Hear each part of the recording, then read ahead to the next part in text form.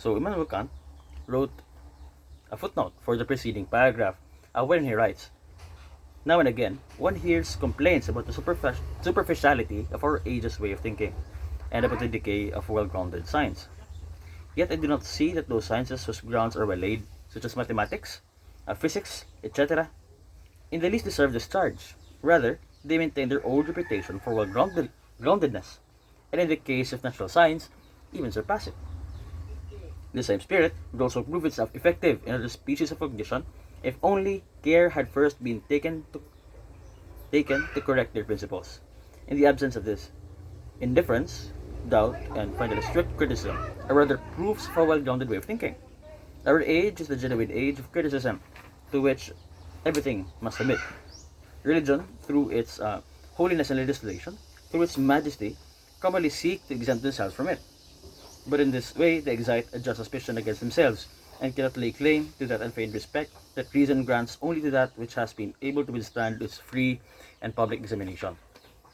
Basically, Kant here is talking about the complaint from maybe religious people, right, to or on about the people in his period, in the period of Kant, who are typically indifferent to metaphysical questions, especially those concerning religion. Right? They critique these indifferentists, quote unquote, as being superficial, right, in their indifference to religion. However, Kant says that the instinct behind it, right, the instinct behind such indifferentism is actually not thoughtless. It's actually rational, right? In fact, first, before that, he says that these sciences, mathematics, physics, and natural sciences, are actually not superficial. In fact, they're very well grounded. Why? Because their principles have already been clearly presented and examined and scrutinized and so on, and they survived the critique. Right? They survived the critique. So this skepticism, this criticism of these people towards religion is actually symptomatic of religion's, according to Kant, in his view, incapacity of surviving rational critique. Okay, so that's at least according to Kant. He says here again, religion, through its holiness and legislation, through its majesty, commonly seek to exempt themselves from it. From what? From rational critique, right? From the hard critique that reason raises upon itself. And therefore, he says, but in this way, they excite a just suspicion against themselves. So if you prohibit investigation of your deepest principles, then of course you are perhaps hiding something, right? You may be hiding the absence of a clear and strong foundation or argument to support your beliefs, to support your stance, your position.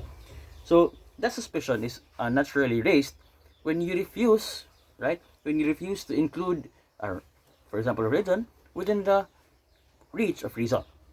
Right? Because without reason, of course, you cannot be criticized if you're acting irrationally. Right? So he says,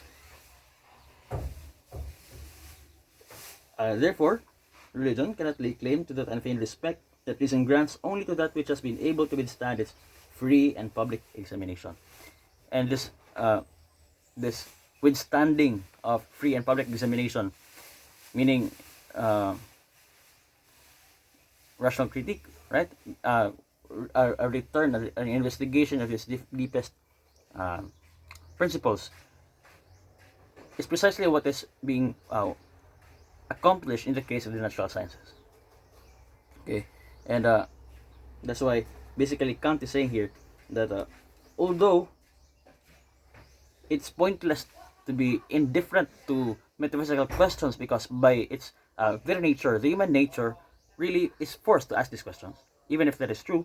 At the same time, we cannot blame indifferentists because their indifferentism towards religion is actually based on the perceived inadequacy of religion regarding rational astuteness, right? Or rational, I might say, being reasonable. So maybe Kant has not met, for example, people, right, who are really insistent that religion is actually based on rational argument. We have rationalists and the religious sphere, right? We have, for example, Monsignor Joseph Clifford Fenton, who argues that we can actually prove by natural reason alone that Jesus Christ existed, that he rose from the dead, right, and that he is actually God, right?